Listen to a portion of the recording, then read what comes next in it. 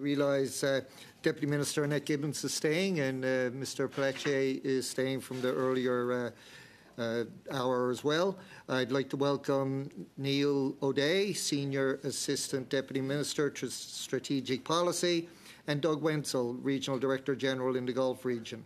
So again, we'll no, I don't believe there's any opening statement. There's just questions from the participants. Okay, we'll go to Mr. Small for 6 minutes or less, please. Thank you, Mr. Chair, and I'll be splitting my time with my colleague, Mr. Perkins. Mr. Perkins got the clock going, so we're going to keep it nice and organised here. So my first question, Mr. Chair, is to Ms. Gibbons. Ms. Gibbons, is the logbook data that I referenced in the last round tabulated and analysed for Northern Cod for years 2020, 2021, 2022, and 2023?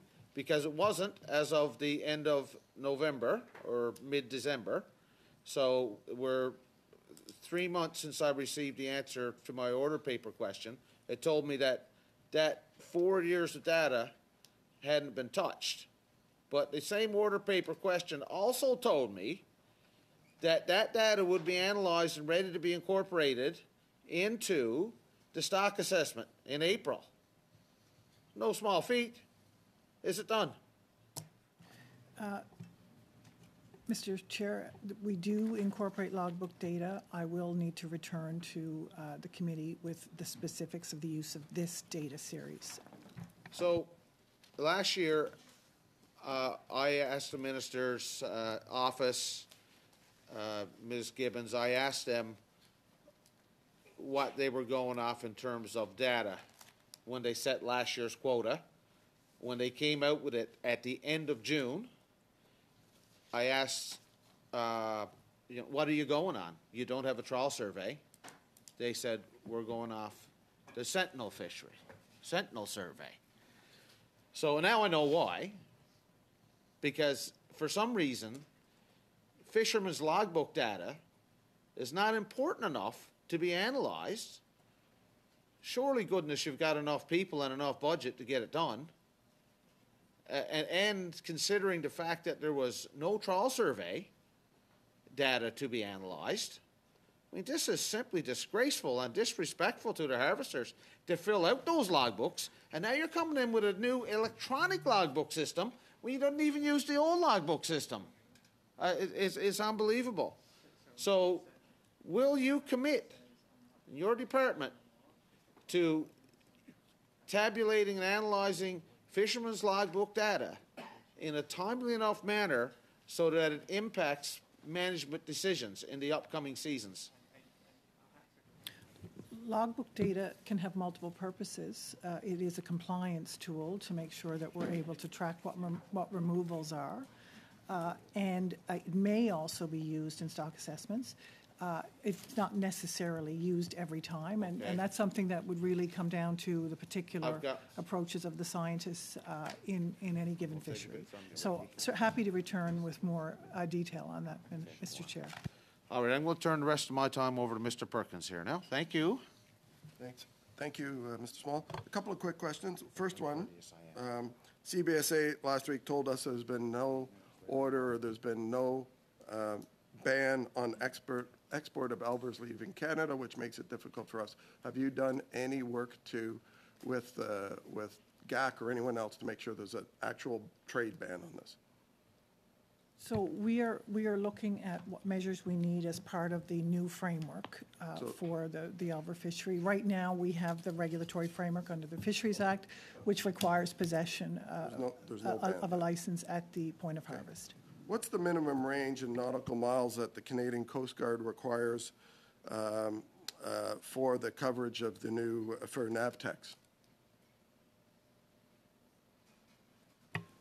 I'm not sure of the exact answer. I know we're working on updating our network of NAVTEX, but I would have to come back. I don't. That's very technical. Why has the Coast Guard chosen an old technology that can't reach the range of the new ITU standards? I know that, we're updating the equipment as we speak. There's a project approved in part of our investment plan. So I don't know. But you chose a company that is old technology. It's not the new technology. It has limited range, doesn't go as far as is required. In fact, your tender says that we might change to the new technology in the future. I've met with the companies involved in this. It's impossible to take the existing technology and change it to the new technology. You have to buy new technology. So why would you be spending taxpayer money now to replace a system with old technology that within 2 to 3 years, when the international standards are agreed to, will have to be replaced again? It's a total waste of taxpayer money. I appreciate your concern, and we're going to look into that. I was not aware of that issue. We have somebody on the ITU Standards International Council that's negotiating the standards, which have not yet been set, by the way. We are part of many international association for standard, such as the International Association for Lighthouse. No, I'm not asking about Lighthouse. In this case, it's about the critical communications, life-saving communications. Is DFO on the International Committee. They have not set the standards, yet you're buying new equipment that doesn't meet the new technology. Again, I'll have to seek some details and come back to you. So, you got one more? Okay. So, Ms. Gibbons, just one more time. Why isn't there a ban? How can CBSA do their job if there isn't a ban? They don't have to wait 2 years for regulations. GAC can issue an order on an export permit prohibition now. Mr. Chair, I can speak to the Fisheries Act and the authorities that we have under the Fisheries Act. I can't speak to other statutes. Thank you, Mr. Perkins. We'll now go to Mr. Morrissey for 6 minutes or less, please.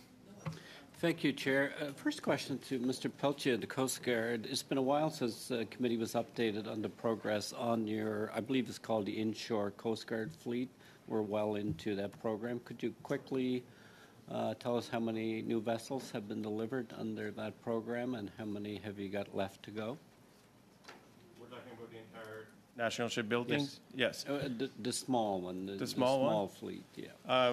As you know, we got approval for the money just last year, but we did an announcement earlier this year, or last year, sorry, about the construction of the new nearshore fisheries science vessel, which is going to be the first science vessel that is hybrid in Canada, and the contract was awarded to Forillon. And so we're progressing on the number of Canada? The first in Canada? The first in Canada, yes, I will use hybrid propulsion, which is actually a huge advantage for science because it's very quiet, so it allows for the data collected to be very precise. Good. What about the smaller vessels that are in a lot of the small communities around both the East Coast, the West Coast and the East Coast? Yeah, We've been upgrading those. How many have been delivered? How many have yet to come? So the project was for 20 units. I think we took delivery, or we're taking delivery of the 16th one, so it's going extremely well. And those are proven to be very efficient, and both the users and who is in the receive of the service are very appreciative of the boat. Okay, thank you, because obviously the Coast Guard provides a very valuable service to not only the East Coast fishery, but to the population in general, and the timely rebuilding of the fleet. Ms. Gibbons, or who you may want to direct the question to, I would have a series of questions, and you may have to get back to the committee on these, because earlier when the minister was here, we had a series of questions, small craft harbors. I would like for you to provide to the committee the total budgetary expenditure in small craft harbors beginning fiscal 2016 up until fiscal 2023. And how that compares with the previous 8 years prior to fiscal 2016. And if you could do that as well, Madam Ms. Gibbons, in the area, in the department's capacity to provide adequate protection, so in the whole area of the department, as it provides for protection of personnel in the department. I want to see a comparison because there was a lot of questions raised about the capacity and they did not see a negative impact from any cost reductions. So I want to look at the same period for protection personnel, part of the department, and as it compared to the previous time frame. Conservation and protection? Yes, conservation and protection, what the budget was, what the number of personnel was. And then I want to take a look as well, if you could get back to the committee, on from the science, the very key science area of the department, what the personnel was, what the budget allocation was in that period compared to the previous 8-year period. Is that something you could provide the committee with? Okay, thank you. My next question, Madam Deputy Minister, from where you sit and having to oversee a complex department with many regulatory challenges and challenges in enforcement of law and species, as the committee is going to review the Fishery Act coming up, what area would you advise the committee, what areas of the Fishery Act could be improved that would assist the department in its ability to better enforce conservation and protection in various species?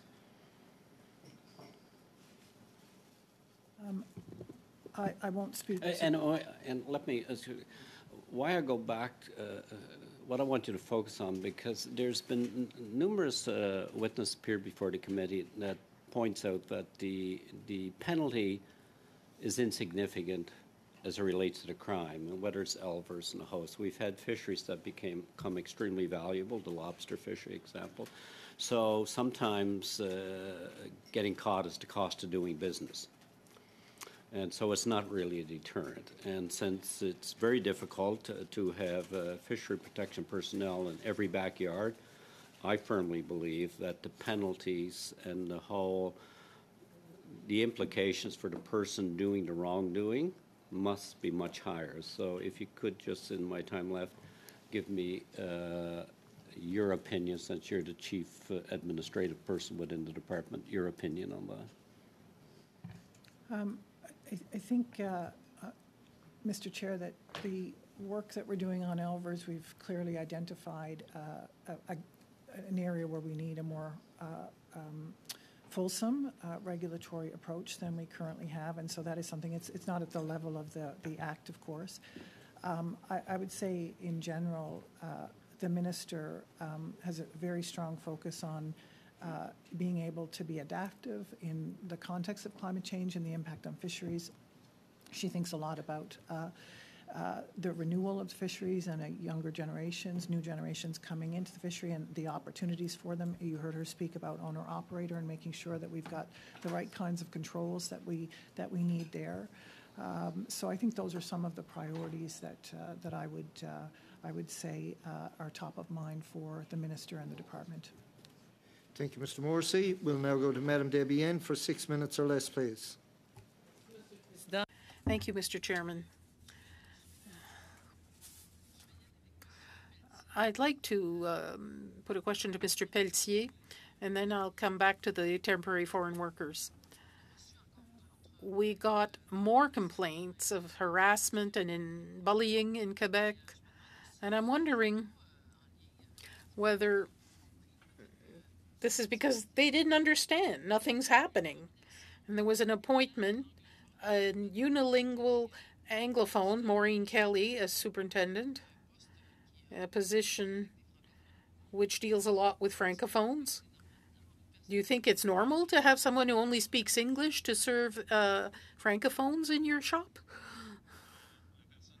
Well, the person you're mentioning works in Sarnia. She covers Quebec too, but she has an assistant superintendent in Quebec who looks after people deployed in Quebec, and another in Sarnia for Ontario. And he's bilingual, so he can explain in English what's going on in Quebec in French.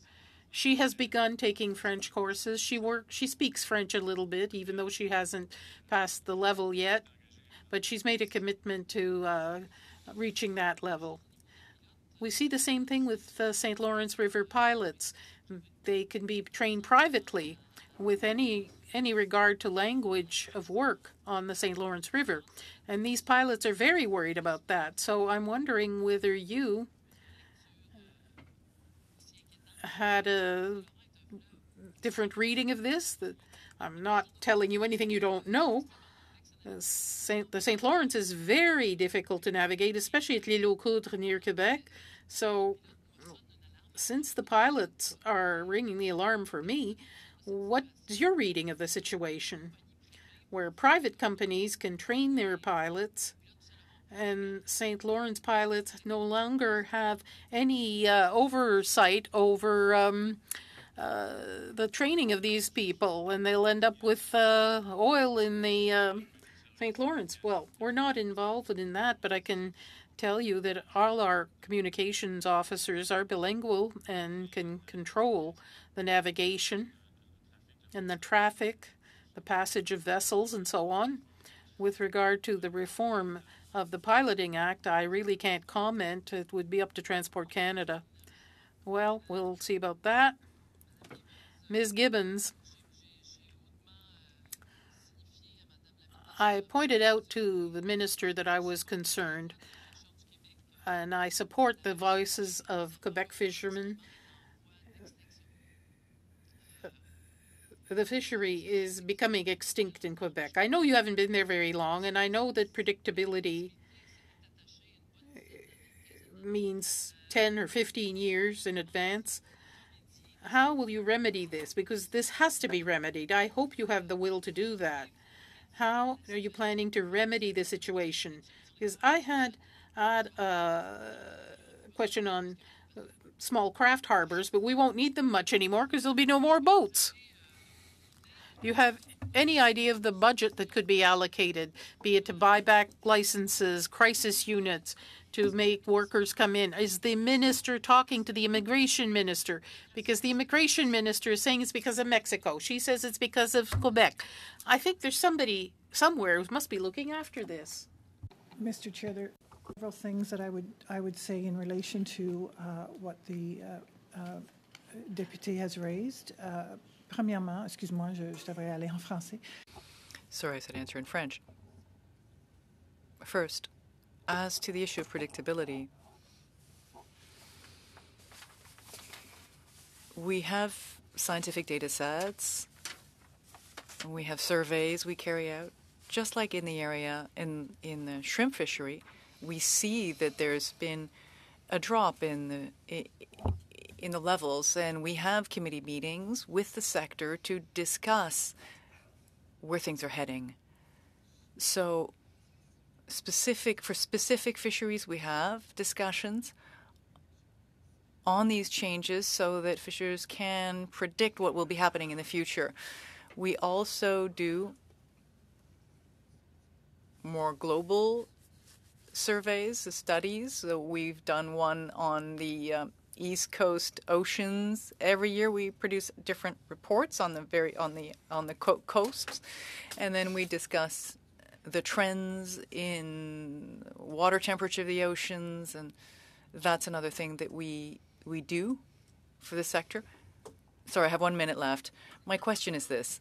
In your budget, because we are talking budget, in your budget, will you be able to free up some money to financially support through the buyback of these licenses or through other measures those fishers that are currently being affected? All of these families are heading towards a wall. You know, we're talking about children and other. I'm not trying to be a populist like others here, but there are families who are going to be a large number of families, the whole Gaspé Peninsula. The economy of the entire Gaspé Peninsula is going to be affected. In your budget, is there any kind of short-term remedy to address this situation before all the studies and consultations are done? Because this takes a long time. In the meantime, you can basically dry up all the ships and have no fishery at all. The minister said earlier that she had discussions with the sector, with the industry. And another thing that I could add, as to the fisheries funds, the adaptation funds exist. for the fishers and for the processors. This is something the minister specified specifically, which would be available for this transition in the shrimp sector. For those who want to turn to redfish, for instance, fishery, that's one example. And we'll now go to Ms. Barron for 6 minutes or less, please. Thank you, Chair. My first question is for Ms. Gibbons. Ms. Gibbons, we, as you know, conducted a study recently with the Great Lakes Fishery Commission and wanted to do a follow-up on that. As you know, the committee recently conducted the study looking at the allocation of the Great Lake Fishery Commission of resources to the Great Lake Fishery Commission. And as you know, the commission has been paralyzed, for a lack of better words, around uncertainty of funding. Now, I know that the funding has been allocated, but my question is around one of the recommendations that was that came forward as a result of this study was to that the portfolio management responsibilities and machinery of government functions for the Great Lakes Fishery Commission be transferred from DFO to Global Affairs Canada. So to look at it being moved. And as far as I know, the Great Lakes Fishery Commission has not received a clear response on this. I don't believe we've received a clear response as a committee as to the status of this transfer. Can you please provide an update? Mr. Chair, I'll respond in two parts. First thing is just on the budget funding. We do have a memorandum of understanding with the GLFC now since November, I believe, and we've had a lot of very constructive discussions in recent months to make sure that we have a strong working relationship with the Commission and the Commissioners. And I think much progress has been made there. On your particular question around a transfer of the mandate from DFO to Global Affairs, that really is a machinery of government issue and not within the purview of DFO. So, sorry, Ms. Gibbons, just to follow on that, because we did look at it extensively. So what would you recommend to the Great Lakes Fisheries Commission and also to the committee members who had this as recommendation number 8 that came forward? What would you recommend then would be the next steps to see this happen?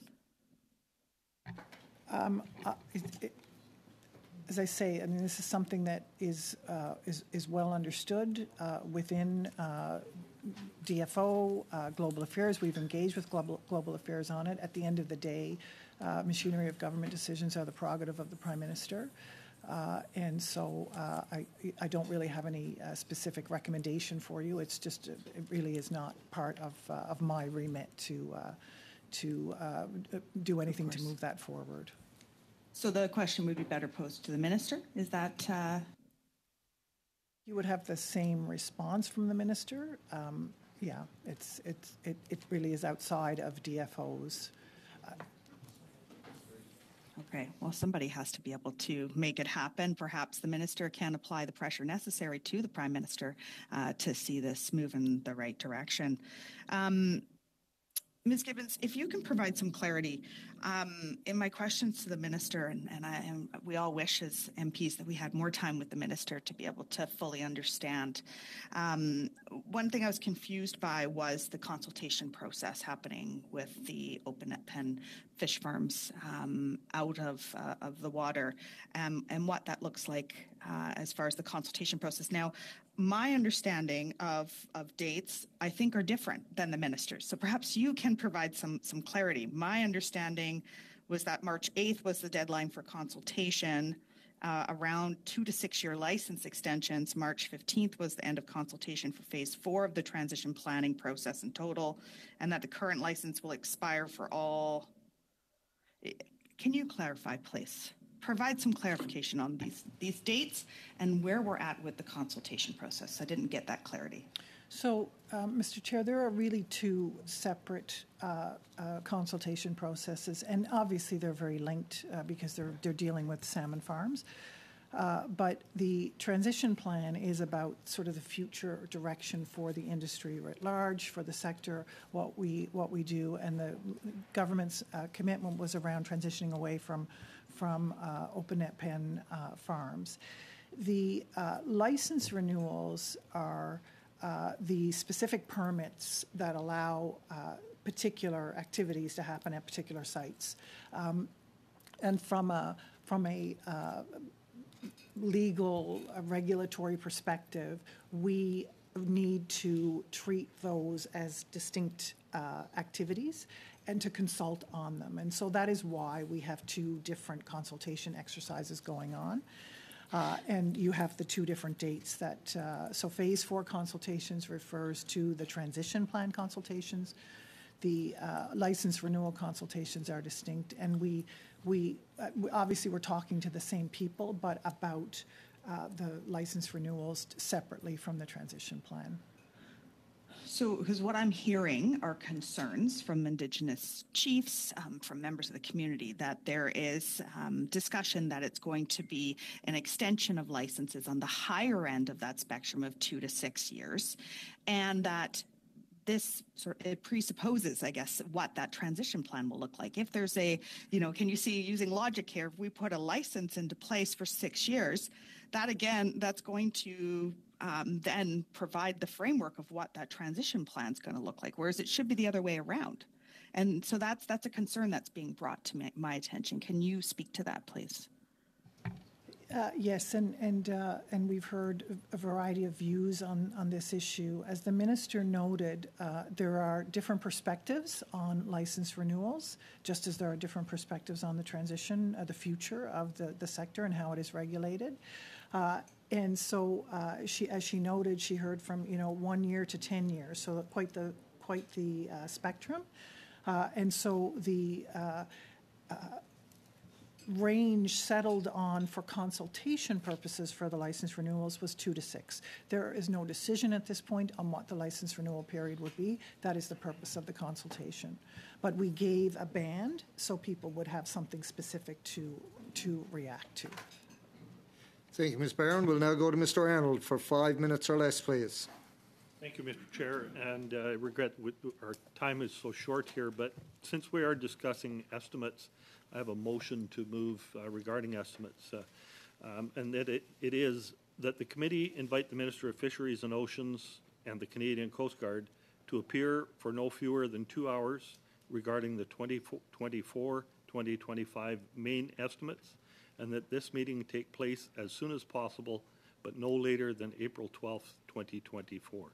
And that motion is being sent to the clerk right now for distribution, but I can repeat it again slowly if others need to hear it. Again? Okay, again, the motion is that the committee invite the Minister of Fisheries and Oceans and the Canadian Coast Guard to appear for no fewer than 2 hours regarding the 2024-25 main estimates, and that this meeting take place as soon as possible, but no later than April 12th, 2024. Simply another invitation for the minister to appear on the main estimates before the budget is released. Mr. Callaway. I'm just wondering if we could have just a few moments, maybe 2 minutes, just for us to chat over here. Okay. If possible, We just to suspend for a couple of 3 minutes. minutes. Yeah. Suspend for a couple of minutes to allow some conversations to take place.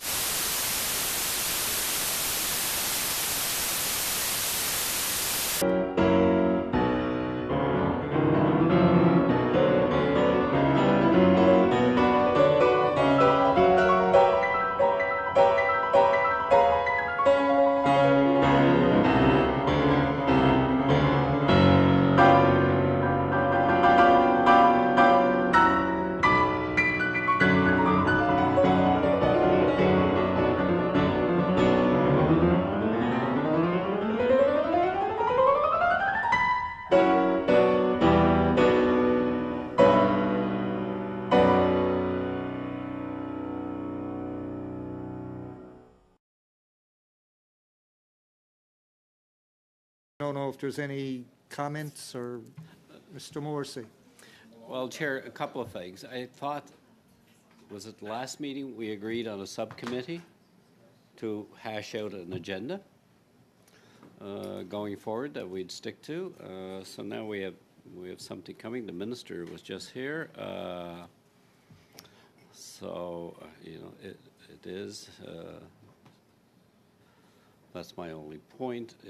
Is as we said, we have a lenti, and that was the whole debate that we had in here. Was it on Tuesday's meeting, or what meeting we had about establishing the subcommittee? Because, and it was the opposition, our agenda was pretty jammed with a host of studies and reports that haven't been dealt with. This is another 2-hour meeting, and actually, if it went, it would occur before, I believe, the budget even comes down, I think, on that. So when you look at it, yeah. Mm-hmm.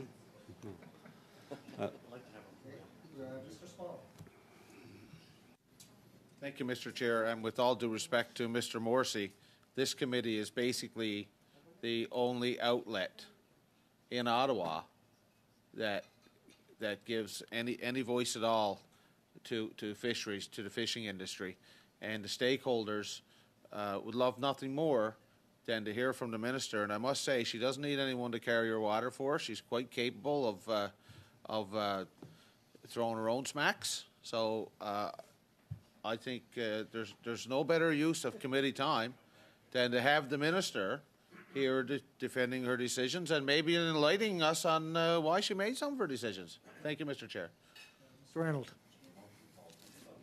Thank you, and I hear Mr. Morrissey. If we can pass this motion, then it can be forwarded to the subcommittee as part of that discussion of what we're going to study as committee. So I think, having it in there in the mix, we can determine further if it's valid to have her. It is traditional that we invite the minister on the main subs, so I don't think there's anything out of the ordinary here. Thank you. Mr. Chair. Yeah, Ms. Barron, yes. Thank you. Just wanted to make sure, just because we had gone back to the mover of the motion, I thought maybe I wasn't visible. Peut-être que je n'étais pas visible, mais je le suis apparemment. Merci beaucoup. Je voulais prendre la parole en faveur de cette motion. J'étais l'auteur de la motion. If you'll hang on a second, Ms. Barron, I'm getting translation from the English to French in my ear, and I can't understand a word that you're saying. There's a little button you got to press there, Mr. Chair. Oh, yeah, I know. Yeah, I got that in English. Yeah. It's the interpreter's fault. I'm sorry. Not a problem. Ms. Barron, if you could start again, please. Thank you, Chair, and I feel like it's always a good opportunity to acknowledge the incredible work of the interpreters. Thank you for everything you're doing. So I just wanted to speak in favor of this motion. Any opportunity to get the minister here to be able to ask her the very important questions that we have is a good opportunity. As the mover of the motion for the subcommittee, I want to reiterate that because absolutely we need to form that subcommittee to ensure we're all on the same page around our priorities as a committee, but I will always make room for the minister to come. That is a priority. So just to make my voice heard on that. Thank you, Chair. People to speak. Mr. Perkins. Just a quick comment, which is unusual for me. I thought I'd tape it for you. Just to remind everyone, estimates takes precedence over everything. Government legislation, private legislation, anything else we're doing, estimates is the priority. So when a motion is moved to have the minister come on estimates, then I think that's for the committee to put that in. It's over government legislation. Estimates are, so just to make sure that that's the priority and everyone knows that, because I'm not sure, certainly when I got here, I wasn't aware of that. I think the motion is a little aspirational in terms of the timing requested, particularly because the budget isn't going to come down until the 16th, and the minister, may or may not be able to attend. I mean, we can pass it, but in the knowledge that the timing that we're requesting may be subject to change. Well, I think I may be the last person speaking to this by the looks of it, but look, the minister, it was mentioned the minister doesn't need anyone to hold her water, and you bet your bottom dollar she doesn't. and she'll come to speak to the main estimates. I think that, to Mr. Hardy, MP Hardy's point, whether it's on the 12th or somewhere around that time frame, but I think we all believe it's important for the minister to come to speak to that. She came here today for an hour, and the main estimates is a key point of government, key point of the ministry and the department in terms of funding what we do and do well. So I'd like to go back, if I can, Mr. Chair, through you to Mr. Hardy, or Mr. Arnold, rather, to kind of, you touched upon the motion and passing the motion with, and I don't want to put words in your mouth to the chair, some flexibility. Would that be fair to say? If it's not the 12th, let's say it's sometime within April. Is that doable? Just I want to make sure that we are concrete on what our asks are so we can plan accordingly. As MP Barron said, we're going to form a subcommittee to give, I think, a greater direction to where we go. So maybe if we can go through you, Mr. Chair, to Mr. Arnold in terms of what I think I heard, and I want to make sure that's the accurate. If I can, the motion is to invite the minister. We're not summoning her. We're not demanding. We're inviting her to appear, and inviting her to appear no later than April 12th. Mr. Bragdon. Thank you, Mr. Chair. I think we can move to a vote quite quickly on this if it's needed or required. So I just, yeah, anyways. I know, I get that. Yeah, quite yeah. often. I mean, he leads by example in that category. Oh, yeah. Let's go to the vote. Okay, we'll go to the vote. Get over with. Come on. Monsieur Cormier. Oui. Mr. Maloney. Yes. Just say yes. Mr. Hardy. Yes. Mr. Killaway. Yes. Mr. Morrissey. Yes. Mr. Arnold. Yes. Mr. Bragdon. Yes. Mr. Perkins. You bet. Mr. Small. Yes. Madame Desbiens. Oui. Miss Barron. Yes. Carried. Okay. Carried unanimously. Okay, so we'll get that letter off to the minister and see what kind of a response we get. Now, Mr. Allen, your time has expired. We'll now go to. Yeah. Oh, yeah. Hold on. Hold on. Can we check to see if that's 30-minute bells or? Okay, so let's finish out at 5:30. Sure. Okay, if everyone is in agreement. All right. So, Mr. Kellaway, you're up for 5 minutes or less, please. Thank you, Mr. Chair. I want to direct my questions to Ms. Gibbons or Mr. Wenzel, just to go back to Elver for a second. And I want to go back specifically to the research and the discussions that have happened with our main representatives on how they, I wouldn't say perfected, but changed how they regulated the Elver fishery and how they enforced the Elver fishery. So I guess my question is, what are like the top 3 to 4 best practices that we have learned from our discussions with the main counterparts, and how they might fit into the new regulatory framework that we're proposing with the hopes for next year's fishery? Maybe I can start and then ask Doug to complement. I think that as a general principle, the fact that Maine's regime requires a license to possess Elvers all along the supply chain is really, it's that sort of stem to stern kind of approach that makes sure that there's an ability to control in a very, very granular way. Maine has some particular features which are really detailed. That when we visited with them, I visited with the minister and Doug a couple of weeks ago, the fact that, you know, every transaction has to be recorded as a debit or credit as it passes, as Elvers pass from one person in the supply chain to another, they require that to happen. So there is that record, but there is also a record of the payment, and the payment has to be by check. So that is an additional requirement that they have to really ensure that that there's evidence. There's no cash allowed in Elver sales in Maine. Another thing that they did to try to, again, tighten the controls was to require that sales have to be at an establishment, a place of business that is registered. You cannot sell Elver out of the back of a truck or on a wharf, or well, it's not a wharf, it's rivers, but nonetheless, you know, you can't do it on the riverbank. So again, that is a very tight requirement. They also, when the Elvers are leaving the state of Maine, there is an Elver event that takes place, an export event, sorry, not an Elver event.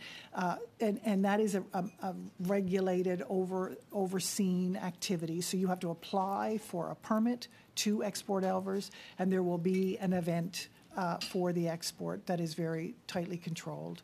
So a number of things along the supply chain that, and they have, of course, evolved with time. Thank you for that. I want to look to today. With the season closed, you know, for those watching back home or across Canada or across the street, for that matter, I want to get a sense of the enforcement actual numbers. Number one, if we can highlight what's happened in the last 2 weeks. I also don't know if this is appropriate or not, so you can tell me if it is or isn't. But many of the comments we've had around this table with different stakeholders, government-wise, for example, CBSA, it really highlighted that we need to tighten our game in terms of the supply chain. Obviously, that's why we're looking for new regulations. But I want to get a sense of, are we doing any work with, focusing on the transport of the Elver to, for example, airports and ports themselves? Is there any activity happening that you can either share in part or in whole, or give us some indication of what's happening now? Because that is being transported. And I know that's not simply a DFO prerogative, but I'm wondering if you could provide any details on that.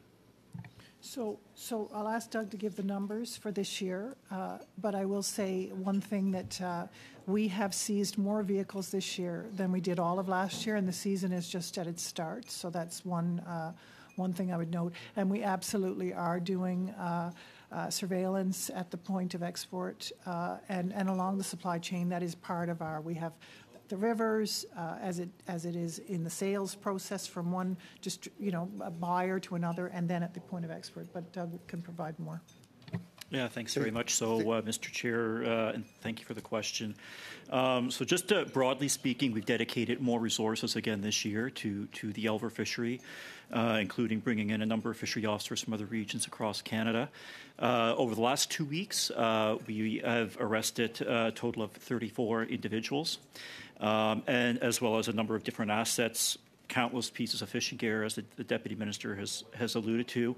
And we do work not just riverside. I mean, obviously, we want to make sure that our frontline efforts are the priority, but we do work at major ports of exit and at airports, including an operation last night at one of the key airports. So that work is going to continue to augment work that's on the ground riverside. That's very encouraging. Thank you. Thank you, Mr. Kellaway. We'll now go to Madame Debienne for 2.5 minutes or less, please. Thank you very much, Mr. Chairman.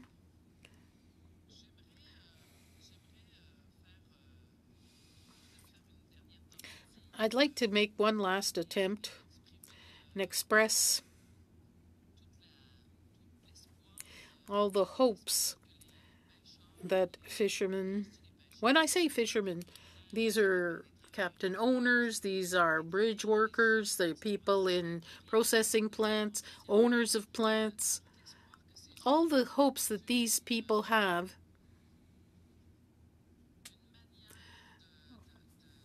on a way of speaking, of working between DFO and immigration to exert pressure so that foreign workers arrive on time in the current context where the shrimp fishery is in crisis, a drastic decline that compromises the very existence of certain economies in the Quebec sector for fisheries. So given that context, could there be some kind of emergency cell? Could that be a solution to solve the temporary workers problem? That's the most urgent thing as we speak. And that emergency or crisis cell can then think just as quickly about implementing support so that, of course, these people have a bit of a cushion, some of them, but others are really stuck. The boats won't sell and they'll go bankrupt. A lot of people will go bankrupt. In order to ensure the knowledge when the fishery resumes, when we find solutions for these fishermen, can we ensure a succession? All that is fundamental. So given that context, could an emergency cell be put in place to deal with the extreme problems in Quebec and in the Maritimes too? When it comes to temporary foreign workers,